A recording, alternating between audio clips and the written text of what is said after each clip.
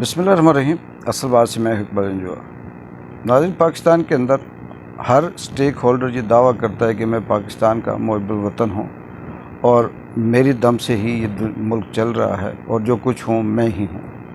लेकिन यहाँ सवाल ये पैदा होता है कि हम किसी की नीयत को तो जान नहीं सकते, किसी के दिल के अंदर भी नहीं जान सकते। तो हमारे पास ऐसा क्या पैमाना है, ऐसा क्या आला है कौन सा कि जिससे हम ये जान सके कि कौन कितना मुखलिस है, सिंसियर है इस मुल्क के साथ, इस आवाम के साथ। इसकी एग्ज़ाम्पल बिल्कुल ऐसी है कि जैसे इंसान बीमार होते हैं, इसी तरह से माशरे भी बीमार होते हैं और मुल्क भी बीमार होते हैं। और जिस तरह से अगर इंसान बीमार हो तो डॉक्टर उसका इलाज करने में कितना सिंसियर होता है और कितनी तवज्जो देते हैं, या उस पेशेंट के जो रिश्तेदार होते हैं वो कितनी संजीदगी से अपने पेशेंट को रिकवर करने के लिए कोशिश करते हैं, उसके लिए वो क्या क्या चीज़ें बेचते हैं, किस तरह से उधार लेते हैं, किस तरह से मिन्नतें करते हैं, फिर उसे रिकवर करने की कैसे कोशिश करते हैं।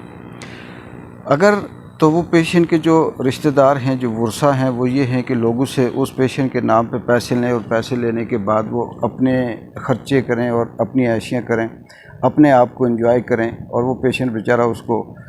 उसी तरह से एक फल दे दिया और एक आध इंजेक्शन लगवा दिया और दुनिया में ये ढंढोरा पीटें कि हमने इसके लिए बड़ी खिदमत की। तो वो नीयत आप सबके सामने है कि उनका रद्द-ए-अमल कैसा है और क्या वो कर रहे हैं।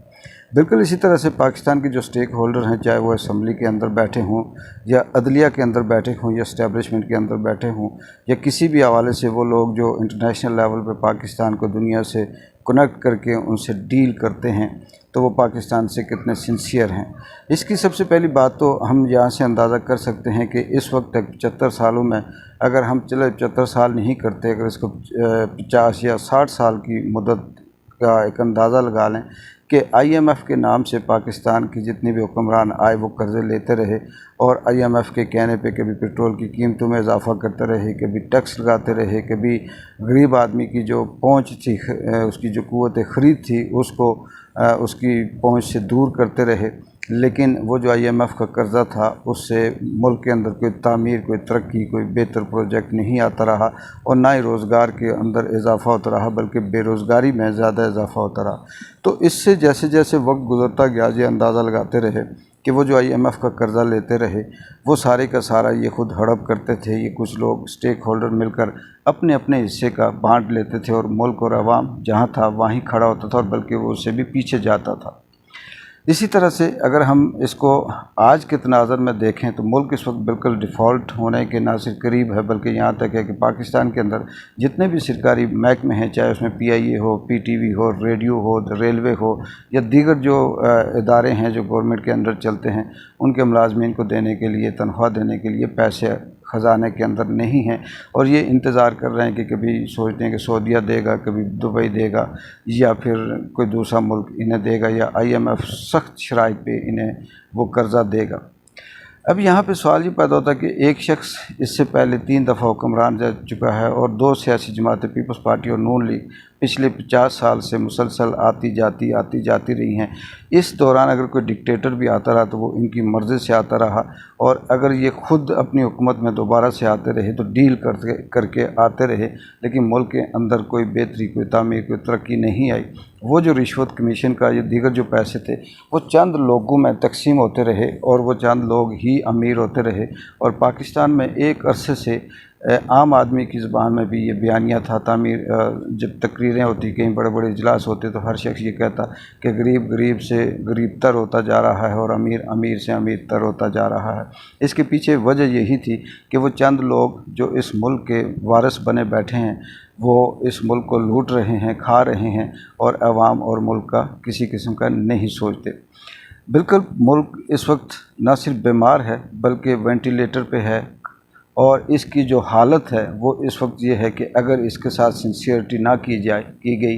तो वो इसे बिल्कुल भी बचाने में उनके लिए मुश्किल होगा। और फिर यही होगा कि इनके लिए वही हालत है कि जो पाकिस्तान के बड़े बड़े इदारे हैं, चाहे वो इमारतें हैं, बिल्डिंगें हैं, एयरपोर्ट्स हैं या कुछ भी हैं, उनको ये गिरवी देने पे मजबूर हो रहे हैं और हो चुके हैं और कुछ दे भी चुके हैं। अब सवाल यहाँ ये है कि कैसे जज किया जाए कि ये पैसे खाते हैं या नहीं खाते। बात वही है कि अगर एक शख्स की बीमारी समझ आ जाए तो फिर उसके बाद उसके लिए ज़रूरी है कि कुछ केयर्स करनी होती हैं, कुछ मेडिसिन देनी होती हैं, कुछ उसे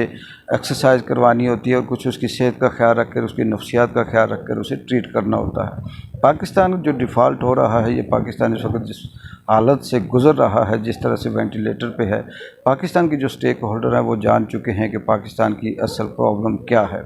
नंबर एक, पाकिस्तान को अमेरिका की ग़ुलामी से निकालना। ये सबको पता है कि 75 सालों से पाकिस्तान अमेरिका की ग़ुलामी से नहीं निकला। नंबर दो, ये जो कर्ज़ों का बोझ है, इससे पाकिस्तान को कैसे निकाला जाए, ये बड़े स्टेक होल्डर सब जानते हैं, लेकिन वो इस पर तवज्जो नहीं देते क्योंकि इस तरह से उनका अपना स्टेक और अपना कमीशन मारा जाता है। नंबर तीन ये है कि पाकिस्तान के अंदर जमहूरी निज़ाम आज तक नहीं आया और कोई जमहूरी हुकूमत नहीं हुई। ये जो हुकूमतें आती रहीं, ये डील की शक्ल में आती रहीं और ये कंप्रोमाइज़ की शक्ल में आती रहीं और ये मीर जाफ़र और मीर सादिक वाले बयानिए को आगे स्क्रिप्ट को प्ले करने के लिए आती रहीं।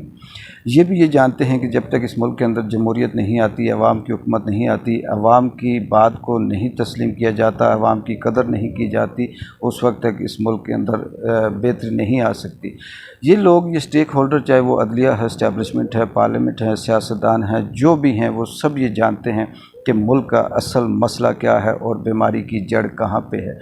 अब सवाल ये है कि ये सब जानने के बावजूद भी अगर वो इसको इन बीमारियों से दूर नहीं करते, इसको कर्ज़े की लानत से नहीं निकालते, इसको अमेरिका की ग़ुलामी की उस दलदल से नहीं निकालते, इससे मीर जाफ़र और मीर सादिक का जो स्क्रिप्ट है उसको फाड़ कर नहीं फेंकते, अवाम के जो फ़ैसला है for the people to the people वाला जो जमहूरी नुक्ता है, चलें वो सही है या गलत है, लेकिन जब तक उस पर अमल नहीं करते, अवाम की राय को मुकद्दम नहीं समझते, उस वक्त तक ये मुल्क इसी तरह से चंद लोगों के हाथों में रहेगा और चंद लोग ही इसकी तकदीर का, इसकी किस्मत का फ़ैसला करेंगे। बाकी अवाम उसी तरह से रुलती रहेगी और अवाम के हाथ में यही रोना पिटना, महंगाई और उनकी खस्ता हाली, खत्ते गुर्बत से नीचे, ये सब कुछ इस अवाम का मुकद्दर बनेगा। अब यहाँ पर यह भी सवाल पैदा होता है कि पाकिस्तान में इस वक्त तक जितनी भी सियासी जमातें आई हैं, कुछ लाई गई हैं, कुछ बनाई गई हैं, कुछ आई हैं, किसी ने खाया, इनमें से कौन सी ऐसी जमात थी जिसने इस मुल्क के लिए सोचा या इस मुल्क के लिए इक़दामात किए। इसमें तीसरी सियासी जमात जो पाकिस्तान तहरीक इंसाफ है, वो जब से इंटर हुई तो पाकिस्तान के अंदर एक नई सोच आई और उसमें नया पाकिस्तान का जो नारा था उसके पीछे रीज़न ये थी कि हम इसको सबसे पहले कर्ज़ों के दलदल से निकालेंगे, उसके बाद अमेरिका की ग़ुलामी से निकालेंगे, उसके बाद जो पाकिस्तान के अंदर दहशत गर्दी होती थी या अफ़गानिस्तान के नाम से जो यहाँ पे जंग होती रही, या फिर पाकिस्तान के अंदर जो ड्रोन हमले होते रहे, जो पैसे लेकर यहाँ पे कार्रवाइयाँ की जाती रहीं, उसको ख़त्म करेंगे और डू मोर का जो मुतालबा था उसको पांव तले रख कर एब्सोल्युटली नॉट का जवाब देंगे। वो जब दिया गया तो वो जो स्टेक होल्डर थे इस मुल्क के अंदर, जितने भी सियासी जमातें थीं या इस तरह के तमाम वो इदारे, वो थिंक टैंक जिनसे ये मुल्क चल रहा था, ये जो चला रहे थे इससे पहले, उन्होंने देखा कि उनका अपना स्टेक ख़त्म हो रहा है, क्योंकि अगर वो जमहूरियत पे आते हैं तो उनकी यहाँ पे कोई वैल्यू नहीं है। वो अगर इस मुल्क को दलदल से, कर्ज़े से निकालते हैं तो उनके अपने ख़जाने खाली हो जाते हैं। अवाम की बेहतरी के लिए करते हैं तो अवाम का जब शऊर आएगा तो सबसे पहले वो उनसे सवाल करेगी और फिर इसी तरह से उनके अपने जो ख़तरात थे जब उन्हें सामने नज़र आना शुरू हुए तो उन्होंने रजीम चेंज के नाम से उस हुकूमत का ना सिर्फ तख्ता उलट दिया बल्कि उसे तहस नहस करने में अभी तक ये लगे हुए हैं। और पिछले 3 साल से आप कह सकते हैं, 15 माह तो वो जो क्रश हुआ था ये तो एक्सट्रीम लेवल पे है, लेकिन इसको तबाह करने में, इसको तोड़ने में, इसको ख़त्म करने में इस सारे सिस्टम का 3 साल से सारी दुनिया की जो पावर है इंक्लूडिंग अमेरिका, और वो अभी तक उसको क्रश नहीं कर सके। लेकिन जिस तरह से लगे हुए हैं शायद कर लें क्रश, हम क्या कह सकते हैं, क्योंकि हमारे बस में नहीं है। यहाँ बहुत बड़ी बड़ी ताकतें हैं, बहुत बड़े लोगों के स्टेक हैं और ऐसे ऐसे ग़ुलाम हमारे मुल्क के अंदर पैदा हुए हैं जो अपने आप को ये कहते थे कि हम दुनिया के बादशाह हैं, दुनिया के खुदा हैं, लेकिन वो खुदा सिर्फ इन गरीब अवाम के लिए हैं। वो खुदा हैं तो अम्मार इबाद जैसे बच्चे के लिए हैं, वो खुदा बने हुए हैं तो सिर्फ़ और सिर्फ अरश शरीफ जैसे लोगों के लिए, साफ़ियों के लिए बने हुए हैं। इमरान रियाज जैसे साफ़ियों के लिए बने हुए हैं। पाकिस्तान तहरीक-ए-इंसाफ़ की जो दर्जनों ख़वातीन कैद हैं उनके लिए ये खुदा हैं। हज़ारों की तादाद में जो पाकिस्तान तहरीक-ए-इंसाफ़ के लोग इस वक्त कैद में हैं, बंद हैं, उनके लिए ये खुदा हैं। लेकिन अपने आकाओं के सामने ये बिल्कुल उसी तरह से हैं जैसे एक मज़ेरा अपने वडेरे के आगे सर झुका कर बात करता है। इनकी ताकत, इनका जो फ़रौनियत है, इनकी जो बादशाही है, इनकी जो खुदाई है, वो यहाँ आकर ये पता चल जाता है कि ये अपने जज़ीरों के लिए, अपने महलों के लिए, अपनी औलाद के लिए यूरोप के किसी भी मनपसंद मुल्क के अंदर अपना जो एहसासें हैं वो जमा कर लेते हैं, पैसे वहाँ मुंतकिल कर देते हैं, लेकिन आवाम के लिए नहीं सोचते, क्योंकि इन्होंने अपने आका के आगे जवाब देना होता है। इस वक्त जो बात चल रही है कि मियाँ साहब फिर से आएंगे और वो इस मुल्क में आकर दोबारा से चौथी बार भी हुकूमत करेंगे और मुल्क को संवारेंगे, मैं उनकी आईक्यू लेवल पे हैरान होता हूँ और मैं उस स्क्रिप्ट पे भी हैरान होता हूँ जो फिर से आजमाए हुए स्क्रिप्ट पे आएंगे। मियाँ साहब की ख़ुद अपनी सोच पे हैरान हूँ कि वो इतनी दफ़ा डसे जा चुके हैं और फिर से वो एक आवाम को धोखा देने के लिए बात कर रहे हैं, और जो लोग उनको ला रहे हैं वो भी इसी तरह से आवाम को फिर से धोखा देकर उनको दोबारा से उसी स्क्रिप्ट पे, उसी डील पे लेके आना चाह रहे हैं, जिस डील से वो ख़ुद भी अपना फ़ायदा उठाएंगे और मियाँ साहब को भी फ़ायदा देंगे। सवाल यहाँ ये पैदा होता है कि अगर कोई हुकूमत डील की शक्ल में आती है, कोई जमात डील की शक्ल में यहाँ पे आती है, तो जब ये चीज़ सबको पता चल जाती है कि डील की सूरत में हुकूमत बनी, तो वो कहाँ की जमहूरियत है,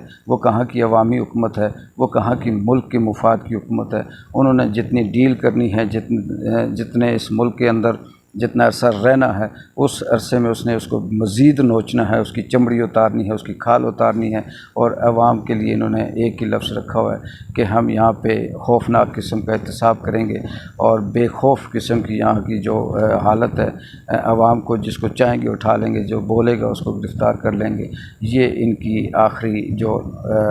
मुल्क की वफ़ादारी है वो इस हद तक है कि अपने घर के अंदर अपने ज़ात के लिए, अपनी औलाद के लिए ये सब कुछ करने के लिए तैयार हैं। इस मुल्क को बेचने के लिए, खाने के लिए, लूटने के लिए, मारने के लिए, 25 करोड़ आवाम को जेलों में बंद करने के लिए तैयार हैं, सिर्फ़ अपने मुफाद के लिए। अगर ये इनकी सिंसियरिटी है, ये इनकी वफ़ादारी है, ये इनकी हुकूमत है, ये इनकी जमहूरियत है, तो इस मुल्क में आप ये उम्मीद ना रखें कि ये मुल्क तरक्की करेगा या ये मुल्क आने वाले वक्त में किसी मुल्क के लिए, दुनिया के लिए कोई चैलेंज बनेगा या मुकाबला बनेगा। ये मजाक बन सकता है, हंसी बन सकती है, लतीफ़ा बन सकता है, मगर ये मुल्क नहीं होगा जिसमें आम आदमी रहे। एक बार जिन जो को इजाज़त दें। अल्लाह हाफ़िज़।